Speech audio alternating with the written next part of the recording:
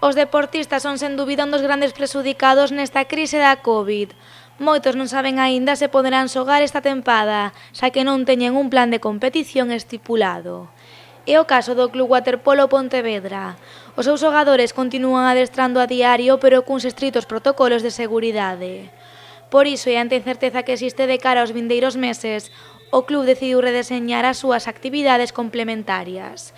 Unha iniciativa que foi aplaudida hoxe polo Concello e pola Secretaría Xeral para o Deporte.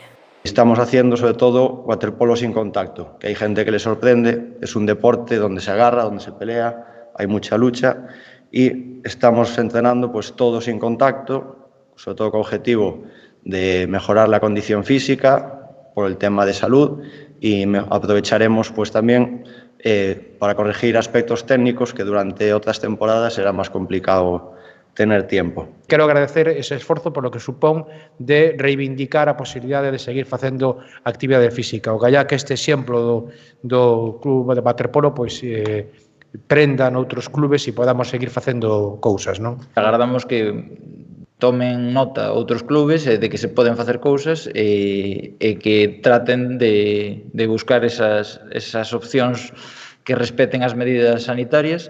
Pero non todas as actividades do Club Waterpolo estarán enmarcadas na práctica deportiva. Para predicar co exemplo do seu lema "Non só formamos deportistas, sobre todo formamos persoas", o club presentou hoxe unhas actividades de carácter social. Xa temos acordadas algunhas actuacións, por exemplo, con a SEI, coa Asociación de Enfermidades Intestinais, con as de GAL, pois para facer algunha serie de actividades de voluntariado con eles, que, nos simplemente nos puxemos a súa disposición e que cando precisen, cando sea necesario, saben que poden contar con nós para desenvolver esas actividades.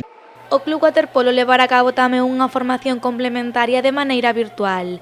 Ademais, o conxunto pontevedrés tratará de desenvolver actividades de apoio ao comercio local e, cando a situación sanitaria o permita, pôr en marcha unhas rutas de sendeirismo para poñer en valor os espazos naturais.